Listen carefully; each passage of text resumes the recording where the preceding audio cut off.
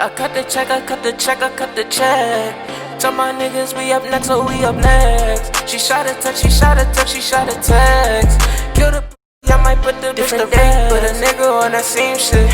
I've been ballin' with my niggas, Kevin Cambridge. Oh, you drippy, but you better tuck your chain quick. Alright, y'all, what's up, man? We back with another episode Between the Lines, and today is a very exciting episode because yes, football is coming back this Thursday. We got the Chiefs versus the Texans, a really good game, really exciting game with two high-powered quarterbacks, high-powered offenses.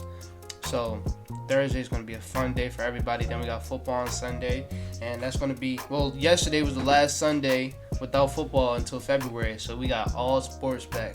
Soccer, baseball, UFC, MMA, NBA. We got all these sports back, so it's back to normal. Not saying life's back to normal. We still in quarantine, but we got the stuff. We got things that can take us away from quarantine, like things to distract us, which is sports. So I'm really excited for that. Really excited for that game. Speaking of the Texans, Deshaun Watson just got his extension. He got $160 million, I think 120 guaranteed. So he getting paid close to like $35 million a year, which is really cool because his story is like amazing. Like, he was homeless for a big part of his life, and like they said, like when he got to the NFL, the first day he was supposed to get paid, it was supposed to go to his bank. It was supposed to go to his bank account at like 2 o'clock, and he had practice the next morning at 6 o'clock. So he set his alarm for 2:01 just to see the money come in, because he knew as soon as that money come in, it changed your life instantly, which it did. But now he has an even bigger contract because he proved enough. So the fact that he can like give back to his family, especially his mom, and I think he has like a couple other siblings, so he can give back to them, the rest of his family, and like the fact that he has it, like he knows like he got them for life. So like they don't even have to work no more. I'm not saying they won't, but like $160 million, that's his first contract. He's pretty young. He got like 10, 15 more years. That was only like I think it was like matter of fact, I think that was like a $10 million 10-year contract. But still, he's pretty young. He's gonna get another contract. So like his family's set, and he seems like a big family man. So he's definitely gonna get back to his family. So that's like pretty heartwarming. And like you seen he was at a press conference like talking about the new contract, and he didn't even know the Texans. They called his family, had his family talk to him, because I think the NFL players are in a little bubble too, something like that. So he had his family talk to him, and like he was just crying, and like it was beautiful to watch, because like in his heart he knew he worked his whole life. Not only just him, his family worked their whole life to get him where he needs to be. Now he's where he needs to be. Now he can give all that stuff right back to him, which is beautiful, and I'm happy for him. And like he's an amazing player, a real, like you could tell he got out the mud. He's like a real strong player. Like it was one play last year, dude got kicked in the eye in the middle of a play. He almost got sacked. I don't know how the D lineman's leg kicked him in the eye, and he still threw the touchdown pass. I was like, that's crazy. And then he got hurt in the AFC semifinals, but still made his team come back. He was up on the Chiefs last year in the, I think that was also quarterfinals, something like that, or conference playoffs. He was up on the Chiefs 24-0. Mind you, the Chiefs came back, but like he's shown like he can do it in big moments. He's a very clutch player, mobile quarterback, got an arm on him. Just the one thing that I find bad about him is he just stays in the pocket too long. Like, he got to make quicker decisions, but like he's arguably a top 5 quarterback already. It's only like his 4th year, so he got a long time coming. It sucks that they traded away his biggest weapon in DeAndre Hopkins. They did that because the coach didn't like DeAndre Hopkins, which is stupid because the coach is terrible. Why would you give away a player that's top 3 at his position instead of giving away the coach? That's stupid to me. And that's what the Steelers did a couple years ago when Antonio Brown, Le'Veon Bell, they did not like Ben Roethlisberger, but no, you give away Antonio Brown and Le'Veon Bell. At that time, those two were the best at their position, wide receiver and running back. And they just had a problem with 36-year-old Ben Roethlisberger, who wasn't even playing that good to begin with. Trade Big Ben ass. Don't trade these two Pro Bowl players, the best at their position, and the way it was going, future Hall of Famers. Don't trade them. Cause now you trade them, now you stuck with Big Ben, and like, what has it been doing for the last 2 years? Nothing. They haven't been doing nothing.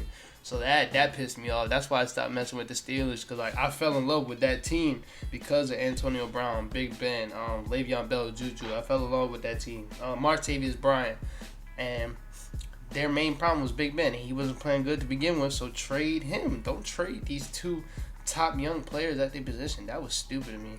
And the Texans did the same thing and traded their best wide receiver, well, basically their best player, and kept the coach who wasn't even that good to begin with. So that's stupid. But hopefully they can find some more weapons to surround Deshaun Watson, because he's an amazing player and a player that definitely deserved that contract. And shoot, these quarterbacks keep getting $10 million deals. Wait till Lamar can get his contract. When Lamar get his contract, you think Patrick Mahomes got paid a lot, $50 million a year? If the Ravens smart, they'll give Lamar the same thing. They have to give Lamar the same thing, especially if he has another great year. Like if he has another great year to prove that last year wasn't a one hit wonder, he's gonna get that contract. He definitely deserves it to me, cause last year was amazing. He just needs to win. Every quarterback needs to prove they can win. So, that's enough with the football talk, man. Yeah, like I said, I just can't wait for it to come back. I'm going to be tuning in, watching that game. I'm going to do a reaction video to it. So, other than that, we got the NBA playoffs. My fault, my allergies acting up. I don't know why, because I've been up for like 3 hours. My allergies wasn't acting up. As soon as I press the record button, my allergies acting up. That's stupid. But we got NBA playoffs happening. We got the Bucks versus the Heat. This is a really surprising series, because I was one that didn't believe the Heat were like. I knew they can like struggle. I mean, they can like cause a big fight against the Bucks, but I was like, nah, this Bucks team, like they're not gonna struggle against this Heat team. Well, they are. They're down 3-1. The Heat just look different. Like it gets to the point where like, excuse me. God damn. It gets to the point where Jimmy Butler doesn't really have to do something much at all.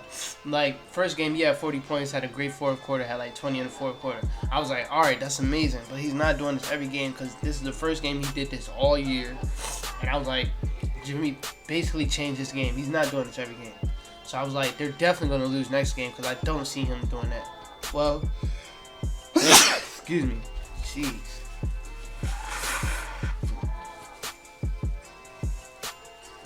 I will cut that out, but I don't care. But the next game, he had 10 points, and they still beat the Bucks. Goran Dragic had like 20 something. You had the Splash Bros and Duncan Robinson and Tyler Hero. They combined to like 20 something. Bam had a big game. Jake Crowder's turning into an elite shooter. I heard he's shooting 60% from the three in the bubble. And I just expect everything to go in from him. Like yesterday, he had a bad game, and he only missed like 3 threes. I was like, yeah, that's a bad game for you, because you've been hitting. He's been hitting. He's been looking like a spot-up shooter, but like he's been playing amazing. Iguodala's been sticking elite defense again. Goran Dragic don't get talked about enough for the way he's comes at the game. Like what the Heat like to do most of the time, they like to speed it up, but like when the Bucks coming back, he like to slow it down, and that's when he'll get his buckets to be like, all right, yo, come on, we gotta think smart. This is the number 1 seed, so I'm gonna slow this down, and he gets his buckets when he needs to. Very smart player, smart playmaker, smart defender too. I think this was game 2, and it sucks that game 2 had to end like this, where the Bucks was down by 3. I want to say this. Yeah, this was game 2. The Bucks were down by 3, and they had to shoot a 3 to like tie the game up. It was like 5 seconds left on the clock. They had to shoot a 3. Well, they shot a 3. They missed, but they said Goran Dragic fouled Chris Middleton on the 3, which he didn't. He just went straight up. He didn't even land in the landing zone. So that took like 5 minutes to review, and it was obvious that it wasn't a foul, but they still ruled it a foul. So Chris Middleton hit his 3 free throws, tied the game up. On the other side of the ball, they had like 2.9 seconds, I think, and gave the ball to Jimmy Butler. He tried to fade away. Giannis came to help Wesley Matthews out on a contest shot, and Giannis touched him on his back. Touched, not even like it was like Like, this touch is bad. They called a foul. Jimmy Butler hit the game-winning free throws with 0 seconds left on the clock. So that was like, yo, you cannot end the game like that. It's a playoff game. Both calls were terrible. Both games that day. I think the Thunder and the Rockets played that day. The refs were terrible that game. Like, the refs been terrible in the bubble. And that was just a dumb call to end the game. You could see, like, Giannis was just not even disappointed in himself. He was, like, disappointed in the refs for calling that foul. And, like, he was just down. You seen him on the sideline just sitting on the it wasn't like a bleacher. I don't know what it is. But he was sitting on something and just sitting there, like, with disbelief in his face. Like, because the fact, like, they just took a game away from him. So, it sucks that game had to end like that because that was such a great game. Bucks came back late, like 2 minutes left. They were down by like 8, and they came back. So that was really cool to watch. And like, it just got taken away from them, and it sucked, man. It sucked that the game ended that way. But game 3, Bucks were up big, and Heat just came back and just like won by 10 something. I was like, yo, Bucks, what is wrong with y'all? Like, to me, I've always looked at it as like, yo, Chris Middleton is a player that can go get his buckets. And I feel like he can do that because Giannis is not at that point yet. He'll get you his points. It's 30-something. But as far as, all right, 3 minutes left, and we need a bucket, give it to Chris Middleton because he's capable of doing that. But they don't do that. They like to run plays in the last minute. And Coach Budenholzer, you're pissing me off because, like, you're getting very outcoached by Eric Spoelstra. That's obvious. But you're in a playoff game. You're down 2-0. And you're sitting here and telling me you don't feel comfortable playing your star players. You're playing your star players over 35 minutes. What? Bro, you're in a playoff game and you need to win. You gotta play your star players over 35 minutes. Why is Tyler Hero, a 6-man on the Heat, playing 35 minutes, but Giannis is playing like 30-something? Like, that don't make no sense. Like, do you understand what position you're in? Like, your team is competing for a championship. Play your players. And it's like that can be a reason why they losing. Like, they're not playing their players, like their key players more. Like Pat Connaughton, finally Coach Budenholzer took him out the rotation yesterday. I like Pat Connaughton, but he's been playing terrible this series. Hasn't been shooting well. Defense has been good. So they was playing him more than they was playing Dante DiVincenzo and Wesley Matthews. I'm like, what are you doing, Coach Bud? Bam is a great defender. Brook Lopez, every time he posts up Bam, he's killing Bam. They're not running no plays through Brook Lopez, and I've been one person to say that when Chris Middleton and Giannis is on the bench, Brook Lopez can carry an offensive load because that's when he likes to slow the game down and turn into the old Brook Lopez, who was a beast in the paint. And he will kill Bam if they slow the game down when you put them two on the bench. He will kill Bam because he's so taller than Bam and his shot's so high, so Bam, no way he can contest that at all. So he would kill Bam in the paint, but they're not running no plays to him. He's barely getting minutes. And you're just not playing. You're not coached. You're getting very outcoached. You're getting outcoached. The one thing they need is somebody that can create their own shot. Nobody other than basically Chris Middleton and Giannis can create their own shot. They miss Malcolm Brogdon a lot. Miss him a lot. I mean, Brook Lopez can, but like as far as the bench, nobody can create their own shot. That's why they're getting in trouble a lot. Yesterday they had a game. They won. Sucks that Giannis got hurt because game 3, he had a sprained ankle, but he played the whole game. Played 35 minutes on a sprained ankle. And I think he had 30-something. So, like, he played a good game on a sprained ankle. Came out yesterday on the same sprained ankle. It was questionable if he was going to play, but he played. Came out, had 20 points in the first quarter. He was not losing that game. He was not losing that game. And then it sucks that he tried to do his famous move, a Euro step, and he sprained the same ankle, and he was out for the rest of the game. And, like, me, also with the rest of the world, we was like, yeah, it's over for the Bucks. It's over. Well, Chris Middleton showed what I've been saying he should have been doing this whole time, is take control, because he's able to do that.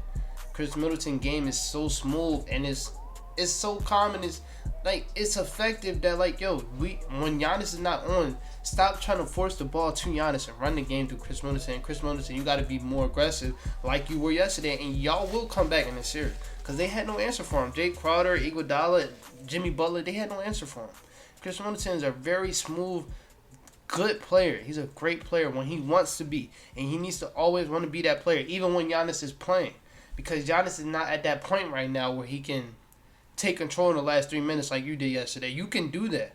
And Coach Bud, he played you 47 minutes, which you need to get played because you're the second best player on this team. You got to play the most minutes. And you took control. You won it for this team. You won it. He had 20-some points in the third quarter. Because the first quarter he had 4, second quarter he had 2. And he had 20-some in the third quarter, and then 0 in the fourth quarter until like the last 2 minutes. And then he took control. Then he took control in overtime. Like, you should be doing that when Giannis playing. And then Richard Jefferson, NBA analyst, he brought up this amazing point that not a lot of people want to acknowledge it, but it's true. Jordan and Scottie Pippen. Jordan is the guy to take the last second shots and just take control of the offensive game. But Scottie Pippen was still an amazing player that can score, that can do everything that Jordan can do, but not as great as Jordan. And Jordan would close the game out. Scottie Pippen was still a top 5 player at that time. He said, to me, I think Giannis is a Pippen and he needs a Jordan. Which to me is so true because right now, Giannis is still a top 5 player. Giannis is still dominant, everything. It does not look like he's going to ever get to a point where he can be able to close the game. It doesn't look like that. I don't want to like count him out on anything because like he's been counting out his whole life and like he just went against the odds. Like nobody thought he was going to be this great. He's not even supposed to be here. And he'll tell you that himself. He's not supposed to be here. And like he's great. So I'm not going to count him out. But to me, it looks like he's never going to be able to close the game. Jump shot just never looks like it's going to be there. He's adding it. He's practicing on it. So it might come. But like it doesn't look like it's going to come. And right now is the best time for you to start adding that stuff and to win. And to me, yesterday, it showed me that Chris Middleton can be that Jordan, but not at that extent. Giannis will always be better than Chris Middleton. Don't get it twisted. Giannis is still the best player on that team. But for Chris Middleton to have those Jordan moments, that's where I want to say that statement is true. He doesn't need somebody to be better than him on that team. He needs somebody to be better than him at that moment, which is the last 3 minutes of the game. I feel like if Chris Middleton is able to do that, then this team would be great. If he's able to take control in the last 4 minutes or take control when Giannis is not playing, because that's what Jordan would do. He will take control in the last few minutes because he's able to do that. His offensive game is like that. And I feel like that corresponds with Richard Jefferson said. Not saying that Chris is better than Giannis. I'm saying that Chris can be that Jordan at those moments like Jordan was to Pippen. So, I don't know. I just feel like that's the best comparison. But, I don't know. I feel like this team can come back. I feel like they can because the Heat did not look the same. Bam had an amazing game yesterday. Don't get it started. Bam had an amazing game, and he only had 1 foul. 26-10 with 1 foul. That was amazing. Great defense. That was an amazing game from him. Jimmy Butler didn't look the same. Tyler Hero had 3 clutch shots, 3 clutch threes. Goran Dragic looked good. I don't know. It's just the Bucks just played team basketball and came back. So, I don't know. That's a great series to watch for the rest of the playoffs. Next series is the Lakers versus Rockets. Rockets killed us the first game. They killed us, and I was so disappointed. I looked at the stats. PJ Tucker guarded Anthony Davis 26 times, and Anthony Davis had 0 points on him. Bro, you're a 7-foot monster. One of the best footworks of all time. Post fade, elite. Handle it as a big man, elite. PJ Tucker is 6'5". Yes, he's gritty. Yes, he's strong. You are one of the best of all time, and you cannot get a bucket on PJ Tucker, and you are a monster. You're way stronger than him. I don't care if PJ Tucker's strong. You're way stronger than him, and you can't get a bucket on him. He just didn't look aggressive at all. LeBron was trying to pass too much. Like, LeBron, you got to realize, we in the playoffs right now. We in the playoffs. And then, KCP, I'm not hating on nobody, but KCP, Danny Green, Kyle Kuzma, Alex Caruso, they are not ready. They are not ready. And that's crazy to say about an old guy like KCP and Danny Green that they're not ready. But they're not ready. They're not ready. You keep passing it to them, they're playing terrible. Not saying they suck, but they're playing terrible. LeBron, AD, you guys got to take control. What y'all did yesterday, y'all took control and we won yesterday. But y'all got to take control because this Rockets team is hungry and they're trying to prove something. James Harden is trying to prove something to y'all, and I'm loving it. James Harden's top 5. He's top 5. When healthy, top 5 players are LeBron, KD, Kawhi, Steph, arguably James Harden or Anthony Davis. I don't know, or Giannis, but I don't know. James Harden's proving something to me. Defense, y'all saying that he can't stick defense. That shit is dead. That's dead. Bro, James Harden is an elite post defender. One-on-one defense, he's getting there because he wants it now. He's starting to want it more, and you can just see that this is a different player. Forget this series, Game 7 versus the Thunder. That happened last week. I didn't do a podcast in a couple days, so I forgot that series even happened. James, he had a terrible game. He had 13 points the whole game. But when they needed him, he was there. 2 blocks. 1 block on Lou Dort trying to go to the hoop, and he would have had an open layup. No, Dennis Schroeder tried to go to the hoop. He had an open layup. James Harden's right there blocked. Game-winning shot, if he would have made it, Lou Dort shot the shot. James Harden blocked it on the closeout. He wants it. He wants it. And it's amazing to watch, and he's earning my respect. And I want him to win. Just not this year. It's our year. But I want him to win because I see something different in James Harden. He already knows, all right, one of the best offensive players of all time. Now, I got to impact the ball. I'm not playing well. All right, I got to impact on the other side, which he's doing at an elite level. First game of the series against us, he was clamping Anthony Davis up. And that is crazy to say. But it was times he was clamping Anthony Davis up. And I've been saying this for a long time. Nobody is realizing it. The reason why they traded Clint Capella is so they can switch everything, and because they're so confident in James Harden being a post defender, because the dude is strong as hell. He's strong. So I'm like, yo, this can work. This can work for this team. I don't know about this year, but this can work for this team. But I'm loving what I'm seeing from James Harden. He had a great game yesterday. The reason why they lost because Russell Westbrook was playing for the Lakers yesterday, and he was playing like trash. He was basically playing with us because he was just helping us out. We were not guarding him at all. He was playing like trash. So, and it was crazy because he played a great game first game. That whole team played a great game first game. But yesterday it just seemed like James Harden and Eric Gordon. And the funny thing is we were blowing them out and they came back. I was like, yo, come on. Like if we go 2-0, bro, they gonna win. But we came back after they came. We came back after they came back and we won. So it was amazing to watch. But y'all gotta stop. Well, the media, not saying y'all, but the media has to stop with this whole James Harden is not a defender because that's done. That's done. It's done.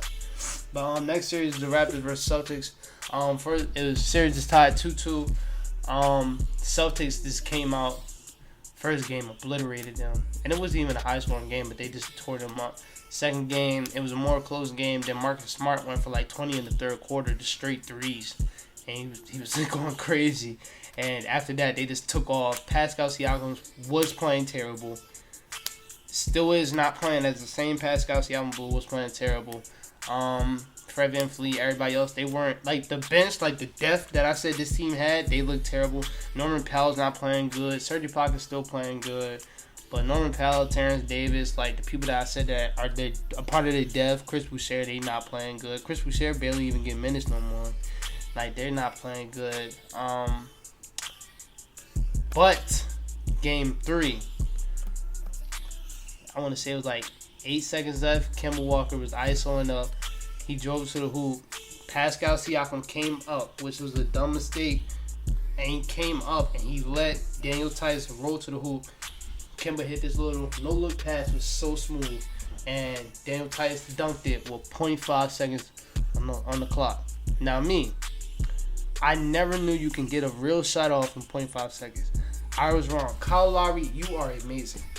The Celtics put Taco Fall in. If you don't know what that is, the tallest player in the NBA, 7'6", to guard the inbound pass. Kyle Lowry threw it over him across court to OG Anunoby, and he was wide open, sitting with his hands like this. He caught it in his shooting stance and went straight up and won the Raptors a game with 0.5 seconds left. It was an amazing pass from Kyle Lowry. Amazing pass that doesn't get talked about enough. As far as that moment, it was an amazing pass. And speaking of stuff that don't get talked about enough, the shot before Kemba Walker's shot. I mean, Kemba Walker's assist to Daniel Tice.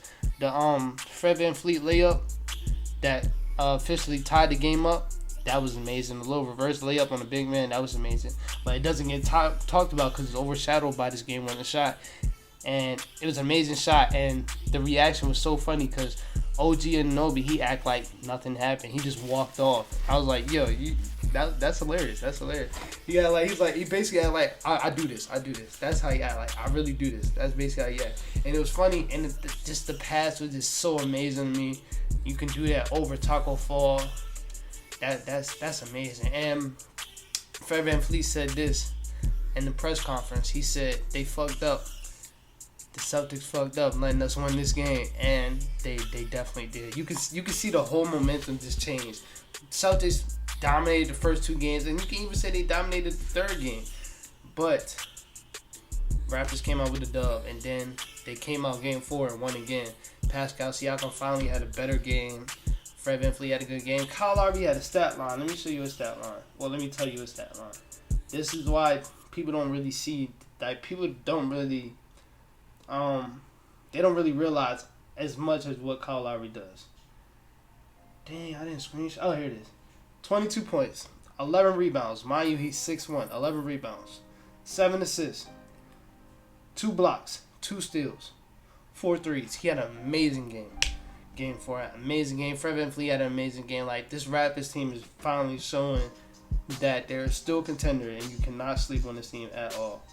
And I don't know. I just think that 3 just changed the whole series, and like to me it's over for the Celtics. It's over. But next series, last series that's happening right now is Clippers versus Nuggets. First game, Clippers dominated. Kawhi shut that Jamal Murray hype down. He shut it down. Jokic had a good game, but like it's too much to beat this team. But then game 2 was the opposite. Jamal Murray had a great game, 20-some points. Jokic had a 30-point triple-double, 26 and 10 in the first half. That dude is amazing. 26 to 10 in the first half. And if they want to beat this Clippers team, they just got to keep feeding Jokic. Because when you look on the other side of the ball, bro, nobody on that Clippers team can guard Jokic. Now you can say the same thing. Nobody on the Nuggets team can guard Kawhi and PG. But Jokic is a 7-foot monster. And they have Zubac on the other side. He's cool, but he's not guarding Jokic because Jokic will make him come to the 3 and then he'll drive right past him. And Zubac is slow. They got Montrezl Harrell, but after a couple minutes, he gets tired because he's an energy guy. So, like, he not doing nothing. So, if they want to win the series, they just got to keep going. They got to run through Jokic, basically. I want to have a big game from Michael Porter Jr. I want to see a big game from him. Even if they lose, I just want to see a big game from him. Like I said, that's one of my favorite players. I want to see him go off. So I want to see a big game from him. I still think this series is gonna go in like 5. I don't think this Nuggets team can mess with them. Not 5, 6. I'll give them 6. I don't think this Nuggets team can mess with them though. I see them going to 6. But other than that, I think. I want to talk about this. Nate McMillan, the coach from Indiana Pacers, he got fired. I don't think I told you about this on my last podcast. And I feel like this is just, like, it's terrible. First of all, season ended early, but this team was on pace to win 50 games without their all-star, which Victor Oladipo. He came back late in the season, but they were already a 4th seed. With a new all-star and Domantas Sabonis, they were already a 4th seed, so he already overachieved. Nobody thought this team would be like an 8th seed, 7th seed, but they were a 4th seed, so he already overachieved. He's been doing this for the last 3 years. He pushed LeBron in Game 7, where they should have won that series, but we're not going to talk about that. Should have won that series. Last season, Victor Oladipo got hurt. They were still a 5th seed, so he's already still overachieving. This season, Victor Oladipo didn't play until like March, and they're already a 4th seed. And he's still overachieving. If the season ended early, they were on pace to win 50 games. Then he gets his team into like the 4th seed, and they get swept. Yes, they get swept. But bro, they don't have their all-star. Domantas Sabonis did not play the whole playoffs because I think what he do? Hurt his hip or something, and you can't play with no hurt hip. Cause then he gonna do exactly what Isaiah Thomas did, mess up his whole career. So he hurt his hip or something, and he didn't play the whole series. Victor Oladipo still trying to come back to the player that he was. And yes, you got swept, but bro, he's been overachieving this whole time he's been with y'all. And you just get rid of him so quick after you just signed him to an extension the week before. That's the crazy part. That is the crazy part. You just signed him to an extension the week before, then he gets swept and you release him. He's been overachieving and helping you out this whole time, and you just get rid of him so fast. That's, to me, that's sad. And that's part of the reason why Victor Oladipo. Because he sees that like this team don't even want to play Victor Oladipo, and you can't just say, oh, Victor Oladipo's been hurt. But they didn't even want to pay him when he was an All-Star. They would have been paid. They didn't want to pay him since he was an All-Star. So that's why you keep hearing all these rumors that Victor Oladipo. And this NBA case is all kind of sad too. Why y'all here? And the fact that they got swept together as the All-Star, and trying to learn basically how to play the game. Just separated his own groups. I feel like that was highly disrespectful. We see Steve Nash get hired as the new Nets coach. I feel like that's cool. Stephen A. Smith said that was white kid. I was like, I had a problem with that. Because I feel like if we weren't going through what we was going through in this world, Black Lives Matter, if we weren't going through that, he wouldn't have said it. He wouldn't have said it. I feel like that's something that you said in the moment. I feel like, I don't know, I don't like that. I feel like if it was any other time, you wouldn't have said it. So, I don't know. I'm not going to say that was white privilege. I just feel like that's who, if KD and Kyrie want me to be the coach, I'm going to be the coach. Because the Nets, they run through KD and Kyrie. So whoever they want, that's who's going to be. So you can't get mad at that. They want to see Nash. They respect Steve Nash. He's the coach. So you really can't get mad at that. I don't know why you said it was white privilege. Like I said, you said it first. But that's what I'm going to say. But happy to see Steve Nash.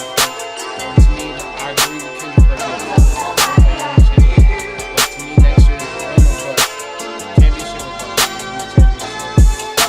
Seeing Brandon Ingram be a most improved player, well deserved. I thought Bam was going to get it, but I'm happy my guy got it. And hopefully next year they can go to the playoffs so I can see him in the playoffs. So I'm happy he got that. But other than that, man, that's really it for this episode, man. This was a little long episode. Let me know how I did. Sorry that my allergies is acting up a little bit. That's why I'm trying to end a little bit early because my allergies are killing me. But other than that, I'll see you guys later. I might react to those games. Yeah, I'm going to react to them. I'm going to react to those games. I'll have them out right after the podcast.